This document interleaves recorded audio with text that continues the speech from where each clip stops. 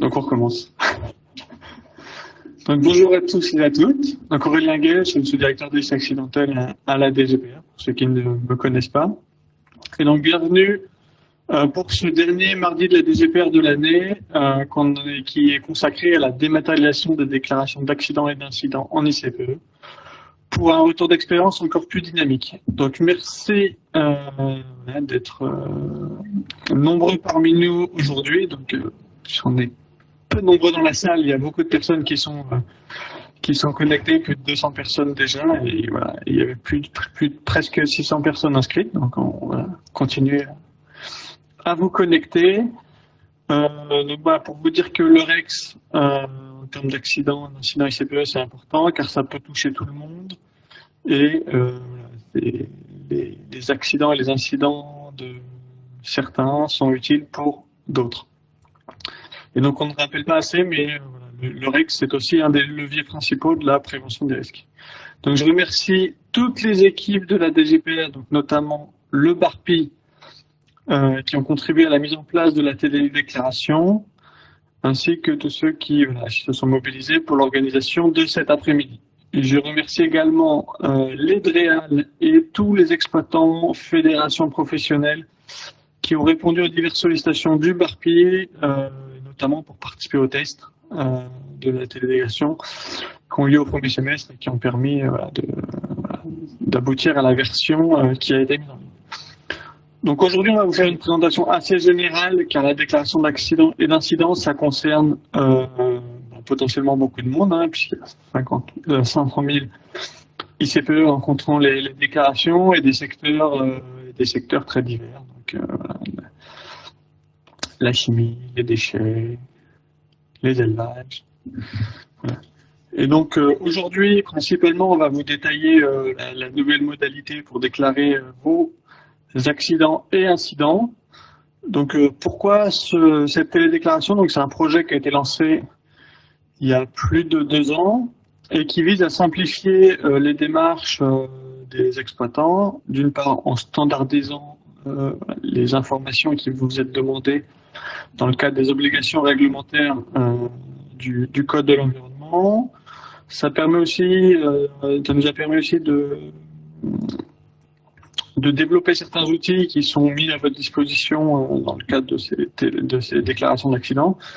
Et ça permet pour nous, services de l'État, d'avoir une meilleure diffusion de l'information entre notamment l'EDREAL qui assure le contrôle de vos sites et le BARPI qui, pour le compte de la DGPR, est en charge de l'élaboration du REX. Donc on est bien dans une logique du dites-le nous une fois, et nous aussi, on a aussi développé une interopérabilité entre nos différents outils informatiques, que ce soit le logiciel qui permet de suivre les ICPE et leur contrôle, et d'autre part la base de données ARIA, où sont recensés tous les accidents et incidents, donc base de données gérée par le BARPI. Donc la télédéclaration, elle deviendra obligatoire à partir du 1er janvier 2026, mais la procédure de télédéclaration est déjà disponible depuis 2 mois, jour pour jour. C'est pas fait exprès. Et sur une base volontaire. Donc aujourd'hui, tout exploitant qui souhaite l'utiliser peut l'utiliser. Et comme les chiffres vous seront présentés tout à l'heure, elle a déjà été bien utilisée, et ça nous a permis de commencer à tirer quelques conclusions de ces premières utilisations. Donc aujourd'hui, on va vous parler de la télédéclaration et des outils qui ont été mis à disposition. Certains outils ont été développés à la demande des exploitants et des fédérations professionnelles lors des tests. Et puis vous rappeler toute l'importance du REX. Donc, avant de laisser la parole à l'équipe du BARPI, je tiens à souligner la présence aujourd'hui avec nous de Pierre, Vincent, Quentin et Nicolas.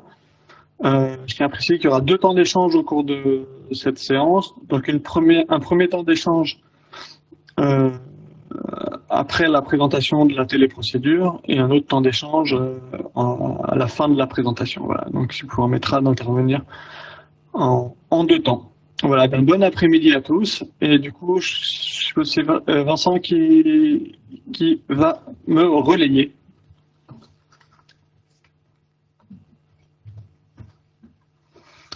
Bonjour à tous, Vincent Perche, donc adjoint-chef du BARPI. Je vais demander à Nicolas et Quentin de m'accompagner sur scène. Donc ils ont participé au projet avec nous, puisque c'est un projet à multiples facettes et on va vous présenter justement l'ensemble de ces facettes et l'origine et du projet. Pour les questions, donc pour les personnes qui sont à distance, vous pouvez les poser via le chat et on recueille les questions et puis ensuite on les développera lors des moments d'échange. Ah oui, c'est moi qui ai la télécommande. Donc voilà le sommaire, on va commencer par vous rappeler un peu les objectifs du retour d'expérience. Ensuite, on va vous présenter le projet de télédéclaration des accidents et incidents en installation classée.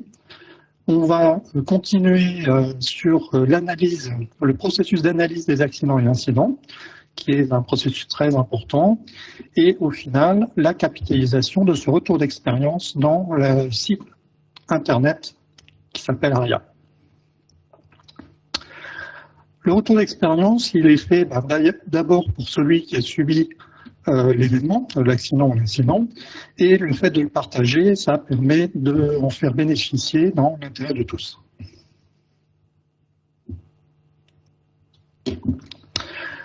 Définition du retour d'expérience, donc c'est la capitalisation des enseignements liés à des accidents ou incidents en vue de diminuer la survenance des aléas, de réduire la vulnérabilité et d'augmenter la résilience. Beaucoup de mots là-dedans. Le but, c'est qu'il y ait de moins en moins d'accidents, qui soient les moins graves possibles, et d'éviter qu'ils puissent se produire, y compris chez les collègues, confrères, concurrents. L'objectif est d'apprendre de ces erreurs, des erreurs des autres, d'où le partage, pour s'améliorer et mieux maîtriser l'avenir. On vous a mis quelques photos d'événements significatifs qui ont eu lieu dans le passé. Faisin, Céveso et Bhopal, qui ont donné le nom Céveso par la directive. Ces accidents sont un peu à l'origine du BARPI, puisqu'il y a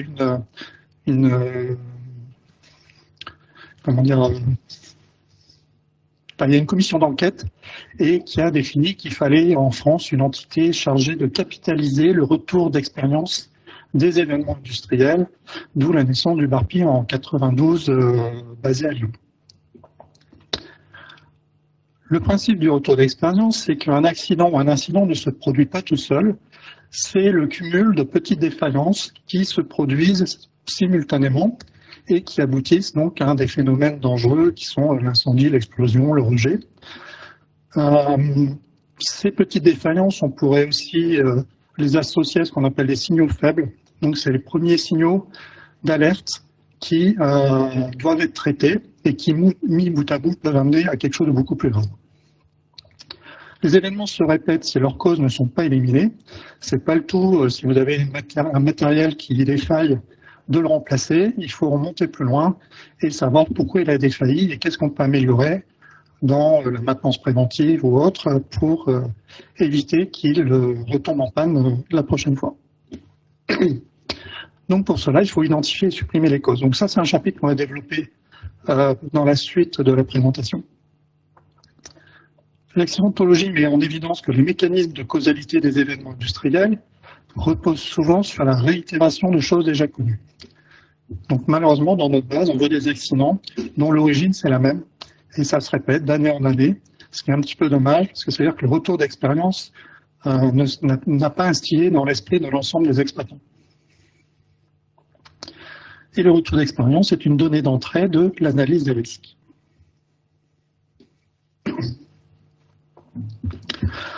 Dans le processus de retour d'expérience, donc on a plusieurs étapes qui constituent la gestion de ce REX. Bien sûr, la détection et le signalement. Donc ça, c'est très important de détecter au moins les signaux faibles qui amènent à l'événement.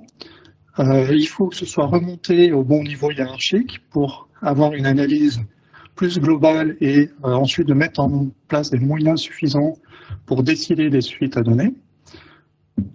Donc, il y a la collecte des données associées au signalement de l'événement. Il y a ensuite l'analyse, la définition et mise en œuvre des mesures correctrices, le contrôle de l'efficacité des mesures prises, donc ça c'est très important, dans le retour d'expérience, et bien sûr l'enregistrement et la diffusion de ces enseignements. Concernant l'organisation du REX, pour qu'il soit bien structuré, il faut un environnement favorable, c'est-à-dire qu'on soit dans une structure qui a envie d'apprendre, qui a envie d'enregistrer et qui soit à l'écoute des dysfonctionnements de son installation. On ne cherche pas à cacher les choses. Donc il faut qu'elle soit identifiée, signalée, enregistrée, ce qui permet ensuite aussi de mettre en place des moyens pour réaliser des diagnostics approfondis et remettre en question jusqu'à l'organisation de son entreprise. Alors pour cela, ça nécessite de mobiliser des ressources en hommes, en compétences, et de disposer du temps. Une bonne analyse, ça prend du temps, ça ne se fait pas en quelques minutes, en quelques heures, en quelques jours. L'implication de tous est nécessaire, c'est-à-dire de l'ensemble des services et entités de l'entreprise qui peuvent être impliqués plus ou moins largement dans l'événement. Et donc, ça vient déjà au départ de la direction. Il faut qu'il y ait une volonté de la direction avec une culture de sécurité. Et ensuite, ça descend, je ne vais pas dire ruisselle, au niveau du management, au niveau des services hygiène, sécurité, environnement, et au niveau de l'ensemble des entités, la maintenance, la conduite, etc., et sur l'ensemble des salariés. Le niveau de retour d'expérience, donc qui va du signal faible jusqu'à l'accident, quand c'est un peu trop tard, et les niveaux de diffusion de ce REX doit être le plus large possible au niveau du site, au niveau du groupe, au niveau des secteurs d'activité ou d'autres secteurs pour lesquels l'accidentologie le retour d'expérience peut être utile. Alors aussi, on précise nationalement et internationalement, dans la base ARIA, on enregistre aussi des événements qui sont survenus dans d'autres pays. Et en conclusion, il faut aussi qu'il y ait un consensus sur l'utilité du retour d'expérience pour réduire les risques et améliorer les résultats dans tous les domaines. Donc pour ça, il faut aussi faire une veille pour s'assurer que tout nouveau REX, qui a pu se passer par ailleurs, peut éventuellement être utile dans votre entreprise. Et dans ce cas-là, il faut le prendre en compte et réfléchir à des actions pour l'améliorer.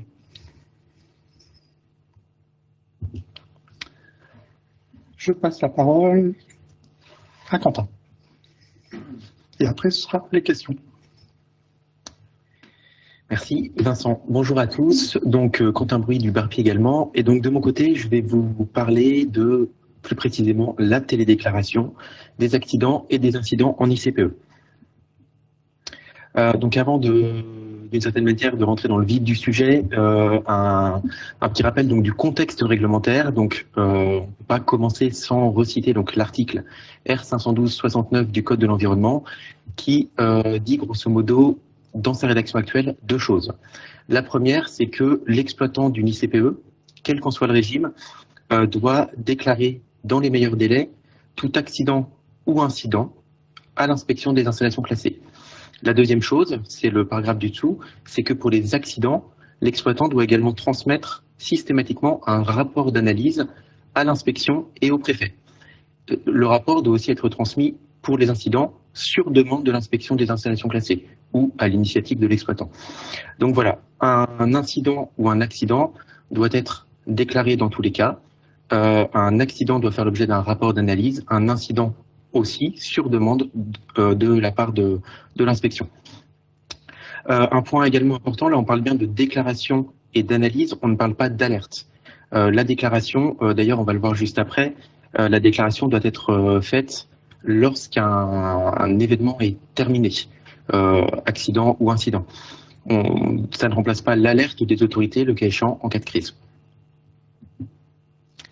Alors, avant de passer à la suite, quelques exemples un peu pour essayer de voir ensemble ce qu'il faut ou pas déclarer, au titre donc de cet article R512-69 du Code de l'environnement. Donc le premier exemple, par exemple, c'est le débordement d'un bassin d'une station d'épuration industrielle le débordement d'un réservoir X ou Y au sein d'un établissement ICPE, le déversement d'une fosse à lisier, quel que soit finalement l'installation ayant débordé, dans tous les cas, ça conduit, dans cet exemple, à un rejet de son traitement dans le milieu récepteur. C'est une situation qui nécessite d'être déclarée, puisqu'il s'agit bien ici d'un rejet imprévu de substances dangereuses ou polluantes. Un deuxième exemple, le rejet à la torchère dans le cadre de l'arrêt d'urgence d'une unité. Donc, on est encore une fois dans le même cadre, un rejet imprévu de substances dangereuses ou polluantes, cette fois-ci dans l'air. Il s'agit bien également d'un événement qui nécessite d'être déclaré.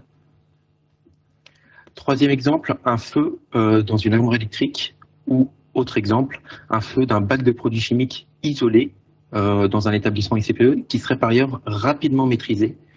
C'est un incendie, quand bien même c'est un début d'incendie. Un incendie étant par essence, un feu étant par essence, dans le cadre de ces exemples-là, non maîtrisé, c'est un événement qui nécessite d'être déclaré. La déformation d'une cuve en raison d'un abaissement trop important de sa pression interne, donc par exemple qui peut être détecté par un opérateur lors d'une ronde le matin en arrivant sur site. On est dans le cas de l'atteinte à l'intégrité physique d'un équipement qui nécessite également d'être déclaré, donc au titre de l'article R512-69 du Code de l'environnement. Un cinquième exemple, cette fois-ci une explosion dans un fût qui conduirait en plus à l'évacuation d'un salarié blessé. Il y a bien un phénomène dangereux évident qui est l'explosion, ça nécessite également d'être déclaré. Et d'ailleurs, pour faire un autre exemple, quand bien même il n'y aurait pas de salarié à proximité et donc pas de salarié blessé a fortiori, ça nécessiterait également une déclaration. Un nouvel exemple, le choc d'un salarié avec un poteau métallique qui conduit à son évacuation de l'établissement industriel. Donc, en l'absence d'autres informations, on est ici dans un accident du travail, j'ai envie de dire un pur accident du travail sans phénomène dangereux associé. De ce fait-là, ça ne nécessite pas de déclaration au titre de l'article R512-69 du Code de l'environnement. Et enfin, un dernier exemple, le dépassement d'une valeur limite d'émission, une VLE, en hydrocarbures sans phénomène dangereux associé. Donc les VLE, c'est pour des, voilà, on est bien sur l'aspect chronique. Donc le dépassement d'une valeur limite d'émission autorisée sans autre phénomène dangereux associé, ça ne nécessite pas de déclaration au titre de l'article R512-69 du Code de l'environnement. Bien évidemment, ça peut nécessiter, en fonction de l'établissement, de le déclarer sous JDAF, etc. Mais là, je parle bien des déclarations via le portail. À noter que si je veux aussi modifier un peu cet exemple, si c'est le dépassement d'une VLE en hydrocarbures avec un phénomène dangereux associé, c'est-à-dire par exemple avec un débordement interne sur le site qui conduit à ce qui est in fine ce dépassement en VLE, là ça nécessiterait une déclaration. Voilà pour ces quelques exemples. Alors maintenant qu'on a dit ça, quand est-ce qu'il faut déclarer? Donc encore une fois, si on se rapporte au R512-69, la déclaration elle est bien dans les meilleurs délais. J'insiste également sur le fait que c'est, encore une fois, la déclaration ne remplace pas l'alerte, donc c'est lorsque l'événement est terminé. Donc en termes de délai indicatif, on vous propose 3 jours ouvrés, dans les 3 jours ouvrés après la fin d'un événement, pour la déclaration. Et le cas échéant, donc en cas d'accident ou sur demande de l'inspection en cas d'incident, pour la remise du rapport d'analyse de l'événement, le délai indicatif, ça va être 1 mois. C'est le délai qui vous sera proposé directement et ce délai peut être ajusté en fonction de l'événement, en fonction des circonstances, à la hausse ou à la baisse, le cas échéant par l'inspection. Voilà, on a déjà parlé aussi beaucoup d'accidents et d'incidents. Finalement, avant de passer à la suite, qu'est-ce qu'un accident, qu'est-ce qu'un incident? Des définitions simples. Un accident, c'est un événement qui a eu des conséquences, donc si on regarde l'astérisque en bas, de nature à porter atteinte aux intérêts protégés qui sont mentionnés donc à l'article L511-1 du Code de l'environnement, donc la santé, la salubrité publique, l'environnement, etc. Donc un accident, c'est un événement qui a eu des conséquences sur ces intérêts. Un incident, c'est un événement qui aurait pu avoir des conséquences. En pratique, donc il y a une note DGPR qui existe relative à la doctrine de classement des événements, donc en incident ou en accident. Et la méthodologie de classement, donc elle s'appuie sur les critères de l'échelle européenne des accidents industriels que vous connaissez peut-être et qui est ici. Donc l'idée n'est pas de la détailler case par case, mais l'idée est de vous remontrer, si vous ne la connaissez pas encore, qu'elle existe. Elle est trouvable donc via le lien qui était sur la diapo précédente. Grosso modo, il y a quatre grandes parties, donc notamment les atteintes aux personnes, les atteintes à l'environnement, etc. Et pour chacune de ces parties, il y a des critères quantitatifs qui permettent de déterminer si on est dans le cas d'un accident ou d'un incident. Voilà, je ne rentre pas plus dans le détail là-dessus. Je vous ai parlé donc tout à l'heure du R512-69 du Code de l'environnement. Il y a donc, c'est en partie l'objet du mardi de la DGPR du jour. Il y a un troisième alinéa qui a été ajouté donc au cœur de l'été par un décret qui vient donc modifier cet article R512-69. Et ce nouvel alinéa, il dit tout simplement que il ajoute tout simplement donc à partir du 1er janvier 2026 une obligation de télédéclaration et le cas échéant pour les rapports d'analyse, donc en cas d'accident, sur demande de l'inspection en cas d'incident, une obligation également de télétransmission de ce rapport d'analyse. Donc, encore une fois, entrée en vigueur le 1er janvier 2026, et comme Aurélien l'a déjà dit, la possibilité de télédéclaration est ouverte depuis 2 mois exactement, depuis le 9 octobre 2025, pour les exploitants qui le souhaitent. Alors, pourquoi la télédéclaration? Alors, l'objectif, donc au-delà de cet article du Code de l'environnement qui a été donc modifié, l'objectif, c'est bien de faciliter la déclaration des accidents et des incidents. La faciliter avec un portail de déclaration unique aux 500 000 ICPE à peu près potentiellement concernés, puisqu'elles relèvent toutes du champ de cet article du Code de l'environnement. 500 000 ICPE avec une typologie très variée. Donc il fallait que ce portail convienne à tous. Ça passe par justement des parcours spécifiques qui sont intégrés. J'y reviendrai tout à l'heure, notamment pour les appareils à pression, les canalisations, les éoliennes, pour permettre de pouvoir déclarer l'ensemble des événements qui relèvent du champ de cet article et qui surviennent en ICPE, quelle que soit la typologie de l'ICPE concernée. La facilitation, ça passe aussi par la dématérialisation, bien sûr, la déclinaison donc, du principe « dites-le nous une fois ». Et un point qui était important également, c'est l'envoi automatique, dorénavant, aux bons interlocuteurs, directement en DREAL ou en DDPP. Et là, je pense notamment aux exploitants qui étaient peut-être un peu moins familiers de l'inspection des installations classées. Il n'y a plus besoin d'aller chercher le bon interlocuteur en DREAL ou en DDPP. Le portail le fait pour vous. L'objectif également de ce portail, c'est de fournir des informations nécessaires et suffisantes pour télédéclarer l'événement, donc accident ou incident selon le cas, et bien évidemment, in fine, d'améliorer donc la capitalisation du retour d'expérience. Mais ça, je ne détaille pas puisqu'on y reviendra plus longuement tout à l'heure. En termes de calendrier, je ne vais pas forcément détailler non plus cette diapositive, mais à retenir que c'est un projet qui a été lancé donc en 2023 dans le cadre d'un plan beaucoup plus vaste de dématérialisation des procédures ICPE. Il y a eu plusieurs consultations, un atelier de test aussi qui a été organisé donc en début d'année avec les exploitants, avec les fédérations. Et le portail est donc ouvert depuis, je le disais tout à l'heure, le 9 octobre 2025, avec une obligation qui entre en vigueur le 1er janvier 2026.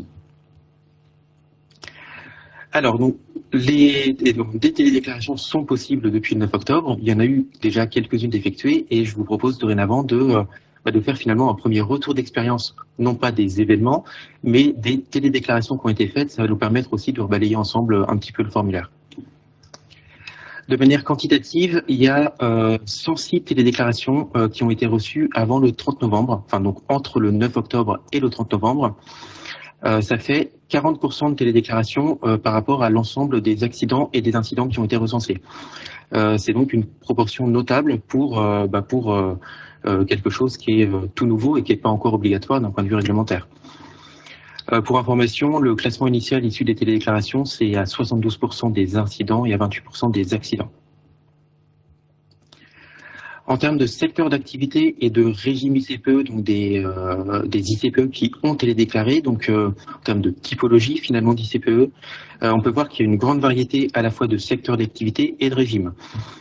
Pour les secteurs d'activité, il y a une prédominance quand même notable du secteur du traitement des déchets qui nous a soumis un grand nombre de télédéclarations d'ores et déjà, Viennent ensuite des ICPE dans le secteur de la production d'énergie, de l'industrie agroalimentaire, de l'industrie chimique, de la métallurgie, de l'agriculture, etc., etc. Donc une typologie assez variée. Et également pour les régimes, on voit qu'il y a une prédominance des installations qui relèvent du régime de l'autorisation en gris. À plus forte raison si on ajoute les Céveso, enfin les régimes de l'autorisation, mais qui sont en plus Céveso seuil bas ou seuil haut, donc 12 et 7% supplémentaires. Mais il y a également des installations qui relèvent du régime de l'enregistrement en jaune et de la déclaration, ou déclaration et contrôle périodique en bleu clair. En termes de délai, donc encore une fois, le délai indicatif, c'était 3 jours ouvrés pour effectuer la télédéclaration à l'issue de l'événement. À l'heure actuelle, donc, au vu des premières télédéclarations qui ont été soumises, on est à peu près une télédéclaration sur 2 qui est effectuée sous 3 jours ouvrés. Pour atteindre 90%, 9 télédéclarations sur 10, on est à 13 jours. Alors, le formulaire de télédéclaration, donc, je vous propose de le rebalayer assez rapidement ensemble et d'en profiter pour pointer justement sur la base des premières télédéclarations qui ont été soumises quelques points particuliers d'attention. Donc, tout d'abord, le formulaire, évidemment, il est accessible sur Internet, donc sur entreprendre.servicepublic.gouv.fr. Je vous ai remis l'adresse ici, c'est trouvable facilement directement sur Internet ou sur le site. Ça nous permet d'arriver directement en cliquant sur le lien sur cette page d'accueil et en cliquant sur Commencer, on arrive sur le formulaire de télédéclaration pour réaliser une télédéclaration proprement dite au titre des ICPE. Quelques rappels avant de commencer. Donc, on est bien sur des accidents ou des incidents qui ont lieu dans le périmètre d'une ICPE. On est bien sur un formulaire qui s'intéresse uniquement, entre guillemets, à ces événements-là. Ça fait déjà beaucoup.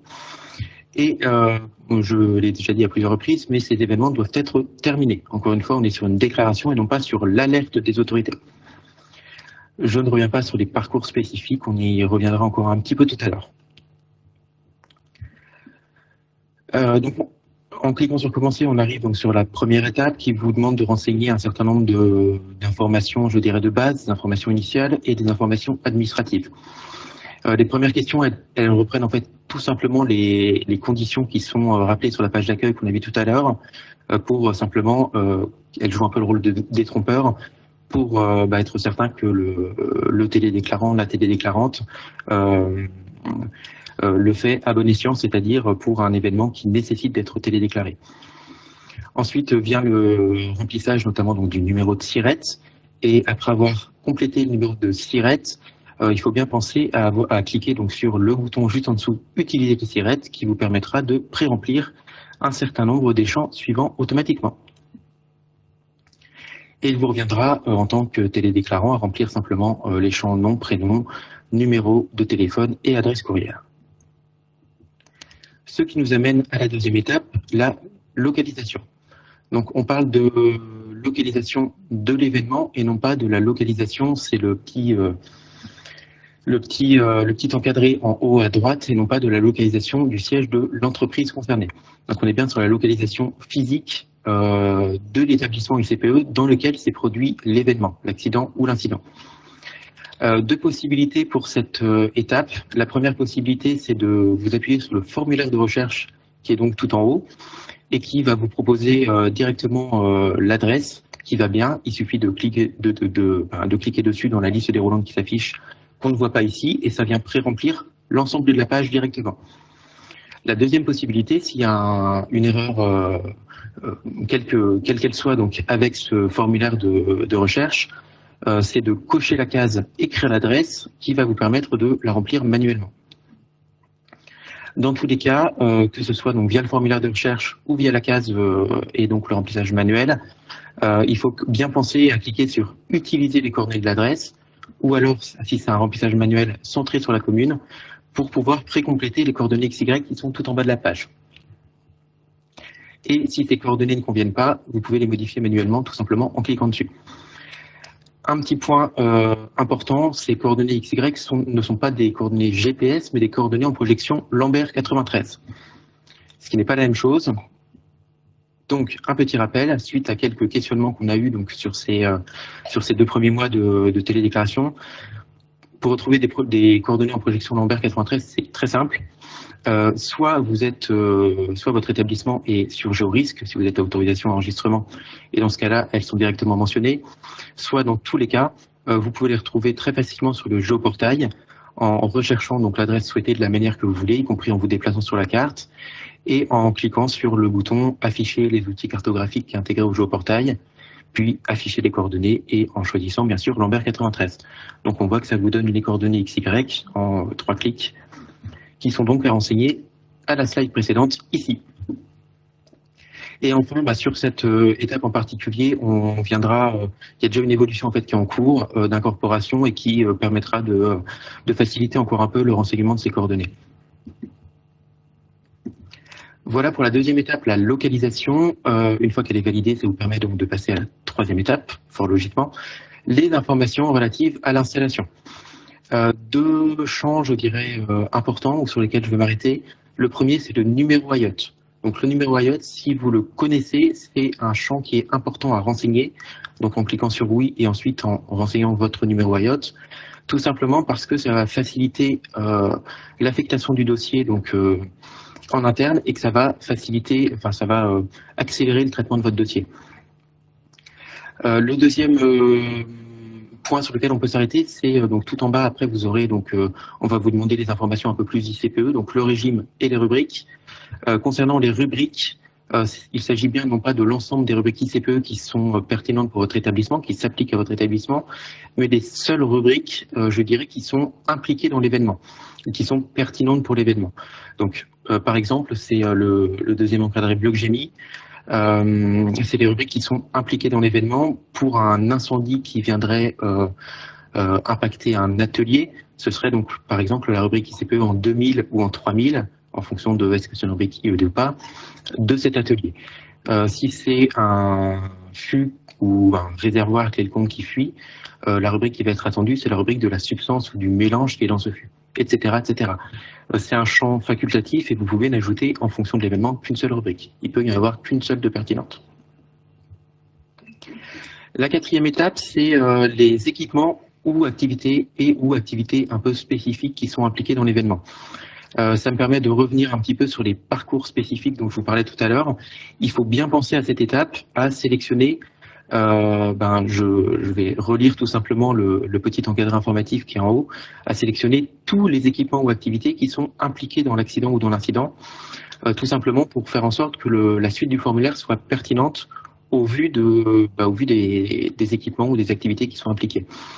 Puisque cocher toute ou partie de ces cases va permettre de faire apparaître par la suite les parcours éventuellement spécifiques qui sont nécessaires pour votre événement. Si je m'arrête sur les appareils à pression, par exemple, les appareils à pression, c'est une vaste famille. Il y a les équipements sous pression, les équipements sous pression transportables, les récipients à pression simple. Bien penser, par exemple, qu'un incident ou un accident sur un groupe froid, ça va nécessiter de cocher cette case appareil à pression.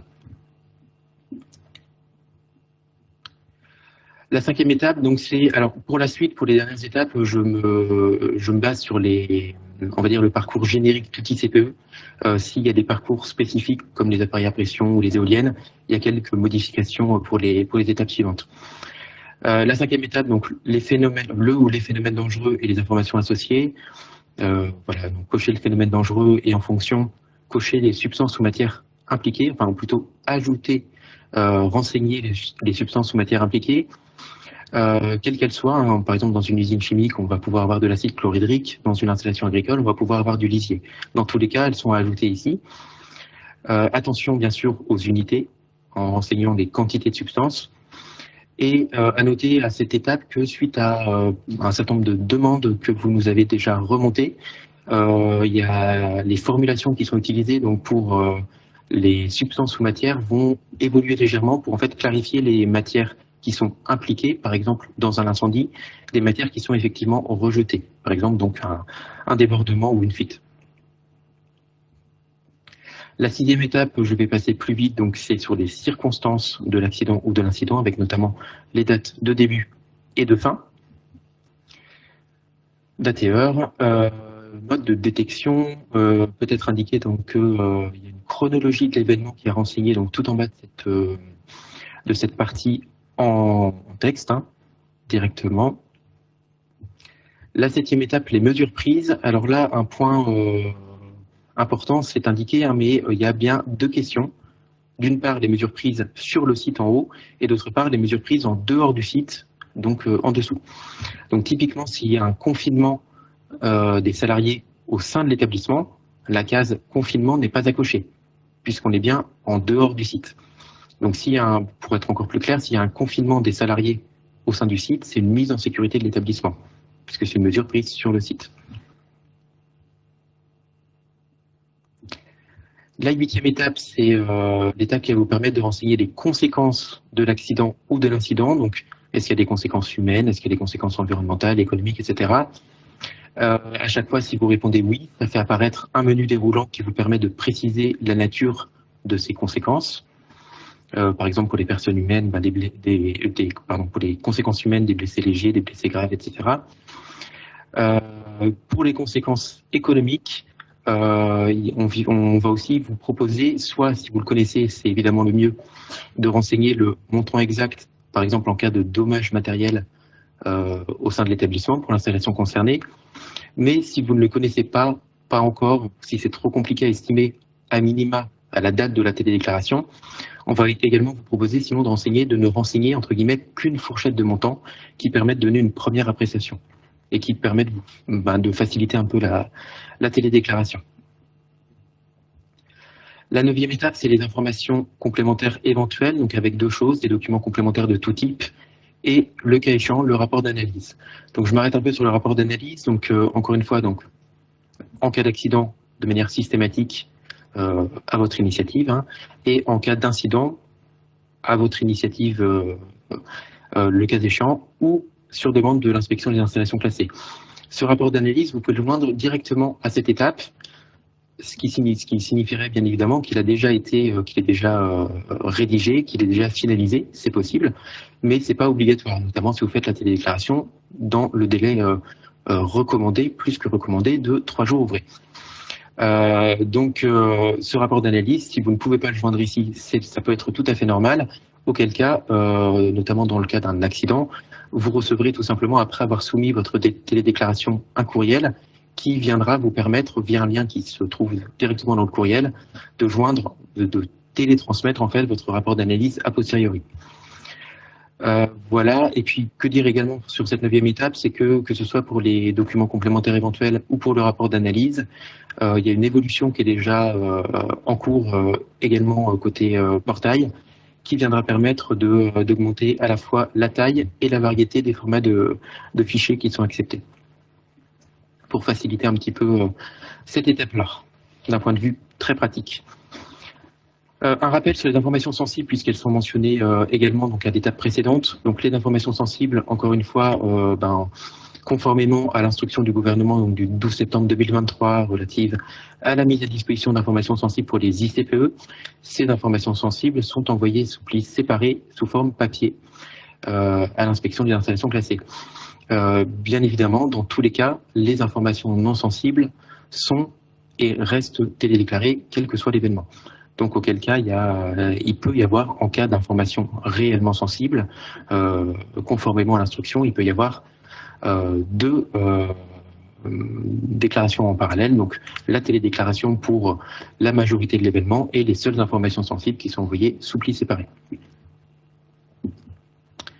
La 10e étape, c'est le récapitulatif qui vous permet de revoir l'ensemble de votre télédéclaration, le cas échéant de la modifier, si vous vous apercevez d'une erreur quelconque, avant de cliquer sinon sur continuer pour pouvoir remplir un magnifique CAPTCHA et pouvoir procéder à l'envoi. Ce qui nous amène sur la page finale avec le récapitulatif que vous pouvez télécharger et les informations complémentaires qui vous sont listées ici sur cette page. Et bien sûr, vous recevez également un accusé de réception qui comprend l'ensemble de votre télédéclaration et que vous pouvez évidemment conserver. Et effectivement, oui, un point important là, c'est encadré en rouge. Dans la 2e ligne, vous avez directement le classement initial de de votre événement, donc accident ou incident, sur la base des informations qui ont été télédéclarées. Quelques autres points pour terminer donc voilà, ce rapide retour d'expérience sur le formulaire de télédéclaration, sur la télédéclaration proprement dite. Un point important, donc vous ne devez pas laisser la télédéclaration sans mouvement en cours de remplissage pendant plus de 30 minutes. Tout simplement parce qu'au-delà de ce délai, la télédéclaration va être automatiquement réinitialisée. Donc pensez bien, si vous devez vous absenter plusieurs dizaines de minutes et que vous avez bien sûr commencé à remplir le formulaire, pensez bien à cliquer sur le bouton qui apparaît en bas de chaque page, le bouton « Reprendre plus tard », ce qui vous permettra de la sauvegarder et de pouvoir la reprendre ultérieurement sans perte d'information. À noter qu'il y a un bug qui nous a été remonté à ce sujet et qu'il a bien été corrigé.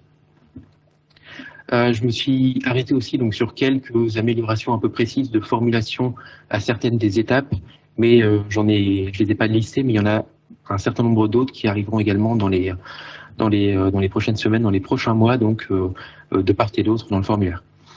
Et enfin, un point important, là ça s'est basé sur les premiers retours qu'on a eus, mais continuez, n'hésitez pas à continuer à nous faire part de vos retours éventuels au fur et à mesure, soit directement dans le questionnaire qui apparaît directement en fin de télédéclaration, soit directement par courriel, c'est possible aussi, donc à l'adresse qui est ici, barpi@développementdurable.gouv.fr.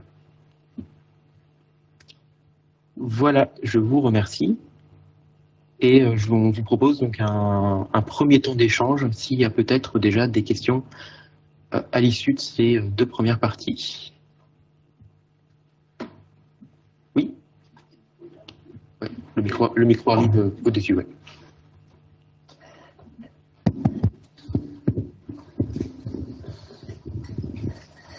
Bonjour, Monsieur Chantreau, NG Solutions. La première, c'était dans la chronologie des demandes.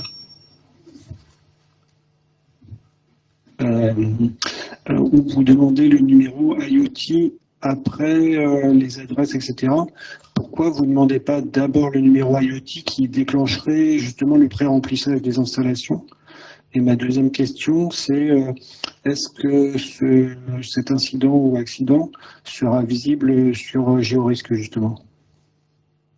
Et aussi, une troisième, comme vous l'avez noté, il y a une grande partie des installations qui sont soumises à déclaration et contrôle, donc qui n'ont pas forcément sur Géorisque, donc pas forcément de IoT, mais par contre, qui ont une référence avec la préfecture, avec un numéro de dossier. Est-ce qu'on ne pourrait pas rajouter ce numéro de dossier pour faciliter l'intégration dans des dossiers ou je ne sais quoi? Voilà. Parce que là, une même adresse, vous pouvez avoir plusieurs exploitants, par exemple.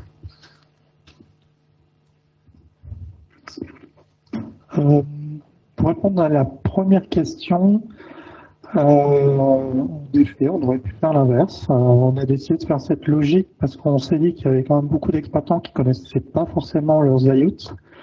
Et ça permettait aussi de vérifier que l'adresse qui était enregistrée dans notre base de travail était la bonne, parce que pour certains établissements, les adresses étaient peut-être assez anciennes et pas forcément à jour. C'est-à-dire qu'on a pu enregistrer des adresses de siège et non pas d'établissement.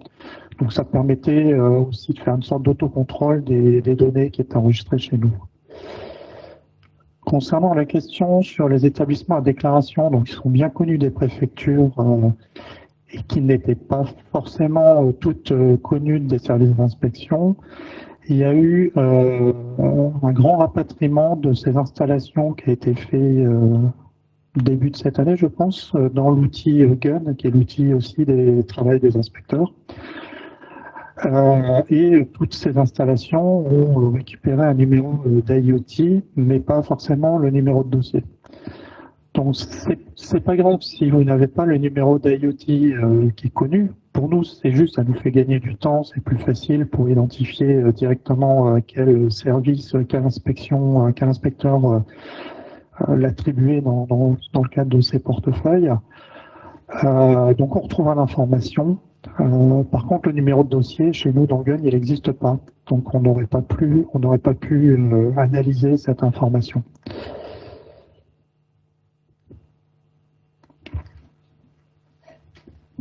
Oui, et pour compléter, donc effectivement, moi, quand je remonterai, enfin, je vais pas remontrer la slide là, mais pour le numéro IOT, il y a bien oui ou non. Donc, vous pouvez ne pas le connaître, ne pas le remplir. Effectivement, moi, je faisais bien le focus là-dessus parce qu'on a eu notamment des installations à enregistrement ou à autorisation qui ne l'ont pas rempli. Et ça, bah voilà, ça complexifie un peu l'attribution du dossier, alors que l'exploitant, on se doute qu'il le connaît probablement. Pour les installations à déclaration, c'est effectivement parfois plus compliqué. Concernant la question sur géorisque, alors les déclarations d'accidents ou d'incidents ou les résumés de ces événements, de ces actions ou incidents qui sont réalisés par le BARPI ne vont pas du tout sur géorisque. C'est une décision qui a été prise historiquement et sur laquelle on n'est pas revenu. Ce qu'on n'a pas dit forcément dans le projet de déclaration, mais on voulait quand même travailler dans la continuité, c'est-à-dire qu'on est reparti des processus existants, le fameux R512-69, des fiches de notification d'accident qui n'étaient pas obligatoires. Donc, il y avait la fiche de notification du BARPI pour les ICPE de manière générale.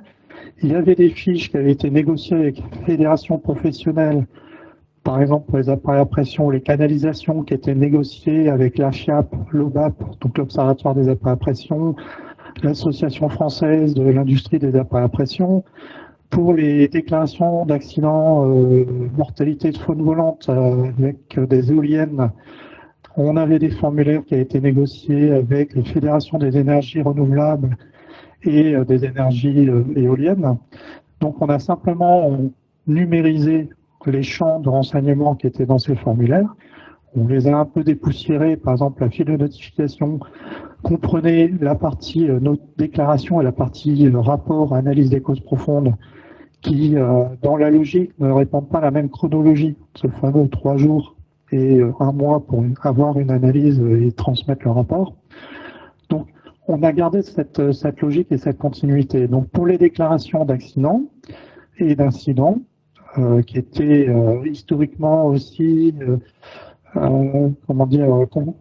réceptionnés par le BARPI, analysés et concaténés sous forme d'un résumé que l'on mettait sur le site ARIA. Donc, on va vous redévelopper ce point-là par la suite. Donc, sur notre site ARIA, le processus va être identique. C'est-à-dire que le BARPI va rédiger un projet de résumé qui va raconter l'histoire de l'événement selon une structuration qui nous est propre et qui permet, en lisant des dizaines de résumés, de retrouver toujours la même logique. Et ces résumés, on va le redévelopper aussi tout à l'heure, feront toujours l'objet d'un processus de consultation, c'est-à-dire qu'on va recueillir l'avis des exploitants pour s'assurer que l'histoire qu'on raconte, c'est bien celle qu'il a vécue en fonction des éléments qui nous ont été transmis, c'est-à-dire qu'on l'a bien comprise, qu'on utilise le bon vocabulaire, parce que c'est vrai que c'est parfois assez technique et ça couvre de multiples domaines, mais on consulte aussi l'inspecteur pour avoir aussi sa vision, parfois un peu contradictoire, et ça permet aussi, dans certains cas, de recueillir des informations dont on n'a pas eu connaissance. Des rapports, des plans, des tierces expertises, etc., qui ne seraient pas arrivés jusqu'à nous, qui nous permettraient de compléter le résumé qu'on a fait. Voilà. Bon, je vais redévelopper tout ça, mais en tout cas, c'est pas sur GeoRisque, c'est sur le site internet du BARPI avec une anonymisation, alors bien sûr tout est relatif, hein, une anonymisation des résumés. On ne cite pas le nom de l'exploitant, c'est pas l'objectif, on ne cite pas le nom de personne. L'objectif c'est de faire du retour d'expérience, c'est pas de chercher des coupables. On est là pour progresser et surtout de faire progresser la communauté des exploitants.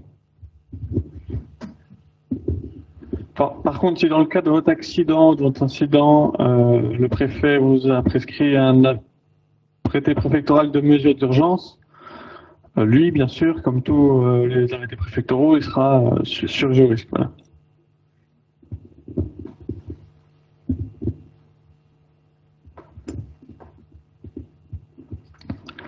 D'autres questions, peut-être ici en bas à droite.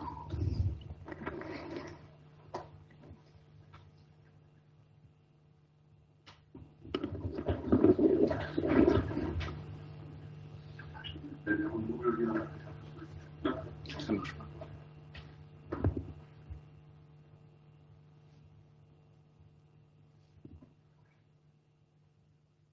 Veulien de Ouest, Europe. Dans dans le champ qui est destiné à saisir les substances, est-ce qu'il y aura une mention pour les déchets spécifiques?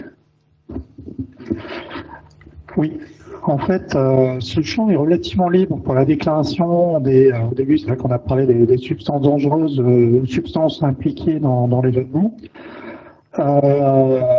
Suite aux tests réalisés avec les exploitants, on nous a fait remonter justement d'être plus précis dans la qualité des choses qui peuvent être déclarées dans ce champ-là. C'est-à-dire que ça peut être des non commerciaux, dans certains cas. Bon, c'est pas l'idéal pour nous, mais on l'accepte. Des produits intermédiaires de fabrication, des mélanges, des substances et des déchets qui sont aussi importants pour la qualification de l'événement et pour les conséquences potentielles que ça peut avoir sur l'environnement. Alors peut-être aussi pour rapporter une précision, c'est comme tous les projets informatiques, donc on a bâti le projet et dans ce projet, on prend en compte le retour d'expérience grâce aux utilisateurs, donc n'hésitez pas à nous faire remonter des choses qui ne sont pas forcément suffisamment explicites. Hein. Comme on le disait au début, on a quand même un public d'exploitants très variés, qui vont des gros de la chimie aux exploitants agricoles qui sont parfois un peu isolés pour gérer et traiter les problématiques administratives.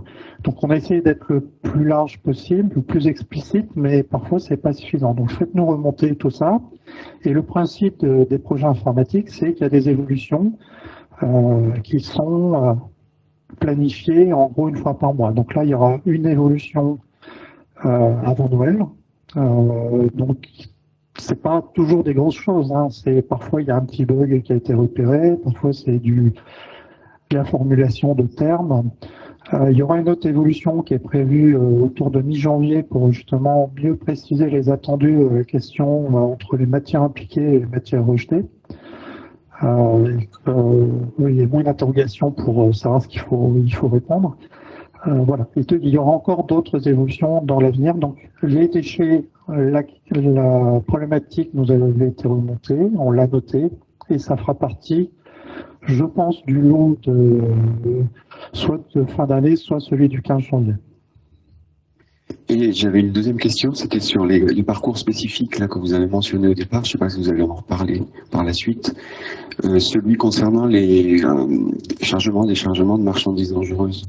Est-ce que ça fait double emploi avec ou c'est la même chose que la déclaration ADR au titre accident de marchandises dangereuses?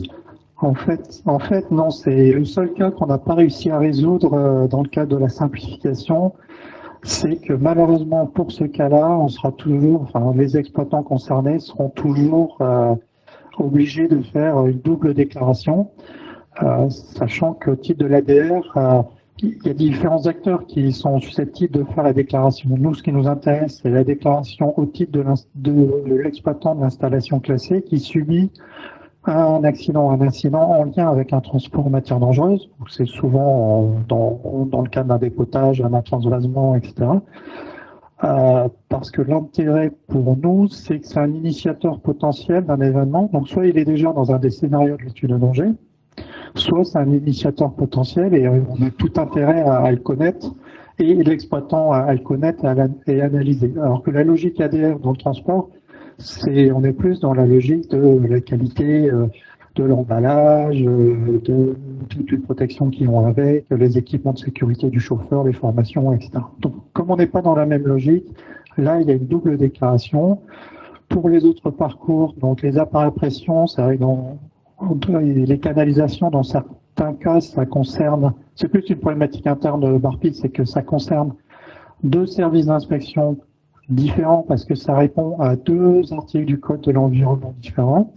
Ça, c'est quelque chose qu'on avait déjà anticipé il y a quelques années, lors de la mise en place de l'OBAP en 2017, je pense, où on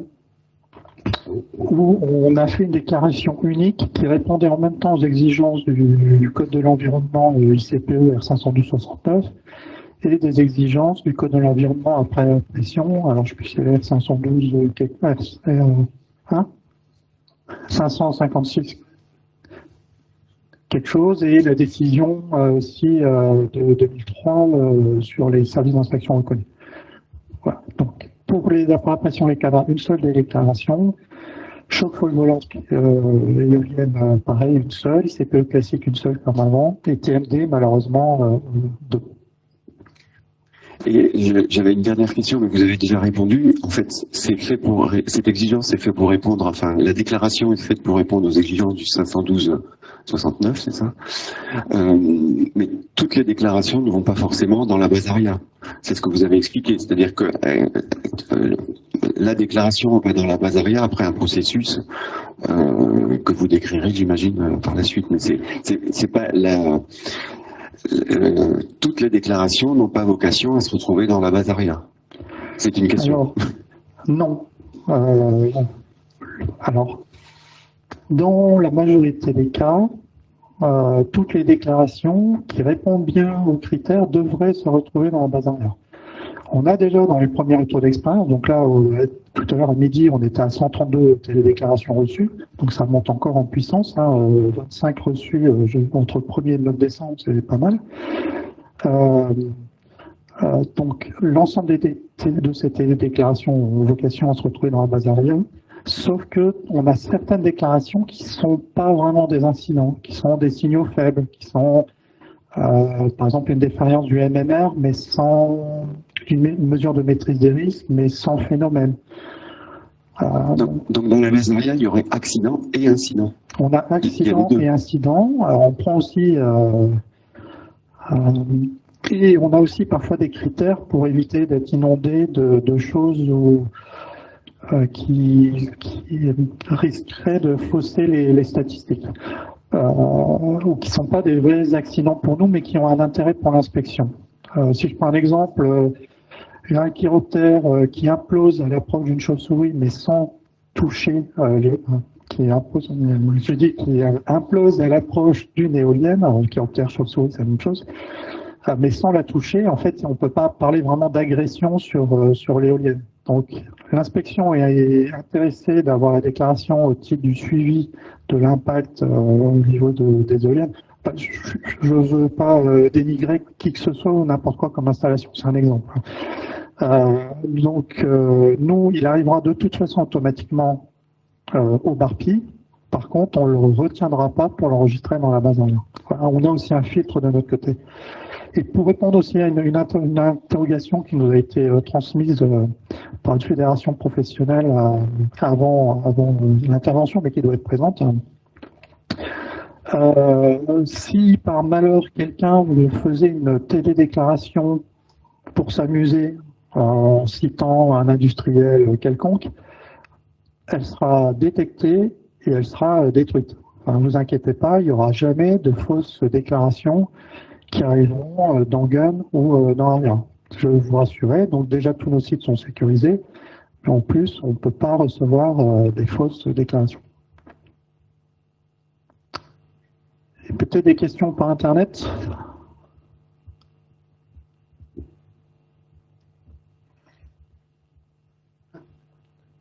Ça fonctionne? Oui.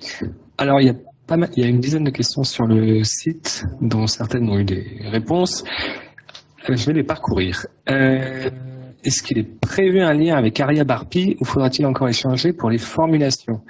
Je comprends que c'est une question pour éventuellement remodifier le formulaire et qu'il soit plus précis. Et ça, c'est un point que Quentin disait tout à l'heure. N'hésitez pas à faire tous les retours que vous voulez avec l'adresse mail qui vous a mentionné. Alors, il y a les formulations de la télédéclaration, mais si c'est les formulations dans les projets de résumé, on va en parler tout à l'heure. Alors, après, une autre question. Alors, attendez, je vais les parcourir. Est-ce qu'une contamination d'une tour aéroréfrigérante à la légionnaire devrait être télédéclarée? Alors, c'est une bonne question. Enfin, à ce stade, il y a des autosurveillances pour les tours aéroréfrigérantes et on prend dans la base ARIA, donc avec une télédéclaration d'incident-accident quand il y a eu des conséquences. Ça, c'est la doctrine actuelle. Mais on pourra en rediscuter, notamment pour les gros dépassements de légionnaires, notamment les dépassements de 100 000. Autre point. Ce qui n'empêche pas de les déclarer à l'inspection quand même. Bien sûr. Autre point, pourriez-vous confirmer que la télédéclaration est complémentaire à l'information de l'inspection des installations classées? Donc ça, c'est une remarque liminaire de Quentin Bruy sur le fait que la déclaration se fait bien dans les 3 jours ouvrés, mais ne remplace pas une éventuelle alerte en cas de crise. Donc après, ça veut dire à vous d'estimer aussi en lien avec les autorités locales quand elles sont légitimes à être prévenues. Alors pour certains sites, c'est automatique, notamment ceux qui ont des POI, mais pour d'autres sites, différents critères au niveau de la gravité de l'accident, de la médiatisation possible, peuvent nécessiter de prévenir les autorités publiques. Alors je continue sur quelques questions qui sont... Donc l'authentification, Vincent en a parlé, notamment le fait que les fausses télédéclarations seront détruites de toute façon. Quelqu'un pose la question s'il est possible de ne remplir que certaines parties du formulaire où l'ensemble des informations sont obligatoires. Donc ça dépend. Ça dépend des champs. Il y a des champs obligatoires, des champs facultatifs, et c'est assez clair sur le formulaire. Alors on nous demande aussi de partager la présentation. Ça sera le cas. Sur le site de mardi de la DGPR, il y aura à la fois le replay et la présentation en mode PDF. Il y avait une question sur la double télédéclaration TMD, mais il y a déjà eu la réponse pour dire qu'il fallait bien faire les 2 télédéclarations. Une question sur l'information sensible, mais ça a été abordé par Quentin dans sa présentation. Je continue. Il y a pas mal de questions sur est-ce qu'il y a des formulaires de rapport d'accident, mais on en parle dans la présentation qui vient. Effectivement, on en parle après, mais le débat qu'il y a eu avec les différentes fédérations lors de l'élaboration du projet, c'était bien de limiter le canevas type, donc le formulaire type de télédéclaration, aux déclarations. Et pour un rapport d'accident, chaque exploitant peut prendre le formulaire, enfin le format qu'il veut, adapté à son secteur comme il le souhaite. Pour autant, on en propose un destiné à une exploitation ICPE classique, on dira. Une question pour les CPE suivie par l'ASNR. Donc, la situation reste la même. Il faut prévenir l'ASNR. Et puis, une question sur qui est prévenu au sein d'une DREAL ou d'une DDPP. Et donc, ça arrivera bien sur le service le plus local. Donc, en DREAL, ça sera une unité départementale qui suit le site, qui sera destinataire, mais de toute façon, l'ensemble de la DREAL aura en visibilité les télédéclarations. Voilà, je pense que j'ai répondu à la plupart des questions. On peut passer à la présentation suivante de Nicolas Xar. Alors, je lui passe la parole, juste peut-être aussi une précision. La première analyse qualitative des télédéclarations par rapport à la mise en place de champs obligatoires ou de champs facultatifs de réponse, c'est vrai qu'avant, quand c'était un PDF qu'on pouvait remplir et nous envoyer par mail, il n'y avait pas vraiment de champ obligatoire. C'est vrai que parfois...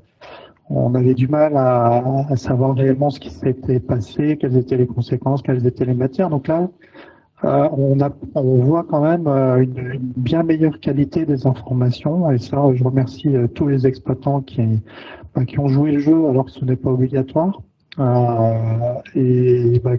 Continuez comme ça. Comme je dis, vous ne forcez pas à avoir des accidents pour tester la téléprocédure, mais si vous en avez malheureusement un, n'hésitez pas à utiliser ce site. Donc je laisse la parole à Nicolas. Merci. Donc bonjour, Nicolas Xar, je suis chargé de mission au BARPI. Pendant une vingtaine de minutes, je vais évoquer avec vous le sujet de l'analyse des accidents et des incidents. Donc vous l'avez bien compris, tout ce processus s'inscrit dans une temporalité. Il se passe quelque chose sur un site, il y a une phase d'alerte, de gestion de crise. Dans un temps court, une fois que l'événement est terminé, vous avez la télédéclaration. Et après, dans un temps un peu plus long, qui nécessite de prendre le temps de réfléchir, d'analyser, il y aura une phase, potentiellement avec un rapport, on va en parler tout à l'heure, mais on va dire une phase à froid, on va prendre le temps de se poser, de réfléchir, d'analyser ce qui s'est passé, d'en tirer des enseignements. On est vraiment dans une logique de démarche d'amélioration continue. Donc pourquoi analyser un événement, vous me direz? On en a parlé dans les propos introductifs, quand Vincent vous parlait de la politique de Rex. Analyser, c'est pourquoi? Déjà, c'est pour pouvoir comprendre et connaître les causes qui ont amené à l'événement et au phénomène dangereux. Pour éviter qu'ils se reproduisent, déjà d'une part, pour éviter d'avoir des cas plus graves, parce que parfois on le voit, on en discute avec des exploitants qui nous disent on n'est pas passé loin de la catastrophe, ça aurait pu être plus grave. Oui, tirons des bons enseignements, les bonnes conséquences, les bonnes causes pour éviter justement que cette situation plus grave se produise. Également, les enjeux de connaître les causes, c'est de pouvoir les partager, parce que ce qui s'est passé sur un site industriel peut servir chez des collègues qui sont de la même filière, voire d'autres sites qui utilisent par exemple un équipement, voilà. Mais également, faut bien garder en tête que ce travail d'analyse, il n'est pas là que pour répondre à une obligation dans le cadre des accidents. Alors, analyser un accident, ça répond à quelques principes. Alors, le premier déjà, qu'on rappelle régulièrement, c'est que faire une analyse, c'est de refuser que l'événement est le résultat d'un concours de circonstances malheureux. La faute à pas de chance, la fatalité, ça ne doit pas exister. Et on doit le sortir de notre réflexion lorsqu'on veut poser une analyse sur une situation accidentelle. Un autre point qui est important, qu'on rappelle aussi régulièrement, c'est que rechercher les causes, c'est pas rechercher une responsabilité, c'est pas une chasse aux sorcières. Donc il faut vraiment abandonner la recherche de la faute personnelle. Donc après, vous aurez d'autres sujets sur des suites judiciaires ou autres, s'il y a des gens qui ont fait des malversations ou autres, mais c'est un autre sujet. Une analyse ne peut vraiment être réalisée correctement que si l'on ne recherche pas des fautes. On le voit parfois sur des analyses où il y a encore ces tendances à rechercher, c'est la faute de telle ou telle personne, mais ça n'amènera pas à tirer les bons enseignements. Avant de tirer des conclusions, il est important, c'est de reconstituer les faits et tirer des hypothèses. Donc c'est pour ça que ça nécessite du temps, de mobiliser des personnes, de refaire le fil, en fin de compte, démêler la pelote de ce qui s'est passé. Donc revoir nos procédures, revoir les documentations, revoir des enregistrements, que ce soit des enregistrements audio, vidéo. Ça peut être des tiers expertises qui peuvent être nécessaires, ça peut être des analyses qui peuvent être demandées, ça peut être des auditions. Donc des auditions d'opérateurs, de cadres, de l'encadrement. Donc forcément, si on cherche une responsabilité, faut pas s'attendre à ce que des opérateurs disent tout ce qu'ils ont vu, constaté, et qui potentiellement peut amener à ce qu'ils se disent « je vais me faire taper sur les doigts ». Donc libérer la parole, c'est aussi travailler dans cette culture de sécurité et de confiance pour dire les choses, pour éviter toujours pareil d'avoir une situation plus grave qui se produise sur le site. Aussi, un autre principe important, c'est que l'analyse ne doit pas reposer que sur la technique. C'est pas que du matériel qui marche pas, ce n'est pas que des personnels qui ont mal travaillé, ça peut être d'autres choses, une organisation qui est déficiente, une coordination qui est déficiente. Donc ça appelle à poser d'autres réflexions sur les collectifs de travail, sur le management, sur l'organisation. Alors, on parle d'obligations réglementaires. Quentin l'a introduit légèrement tout à l'heure.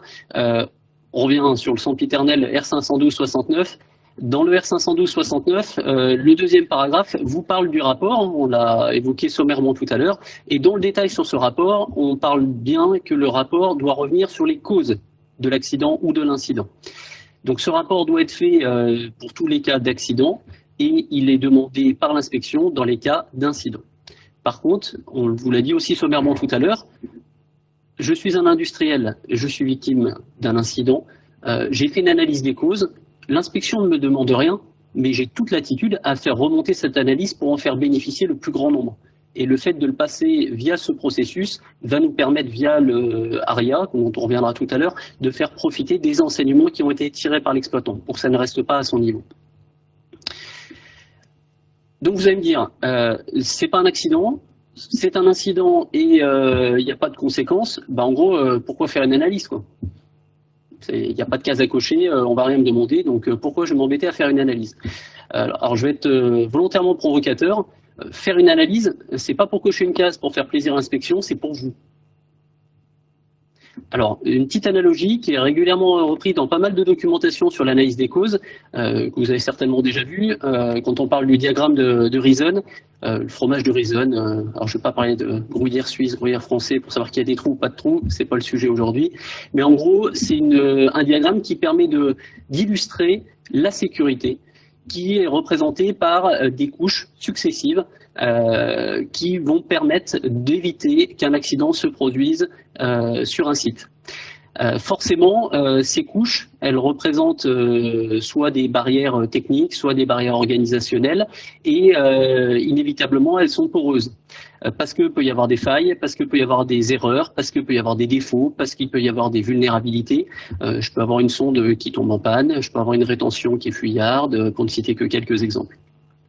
Et en fin de compte, c'est un accident, c'est quand une situation va passer par un certain nombre de trous et qui s'alignent et malheureusement nous amène à une situation avec des conséquences importantes.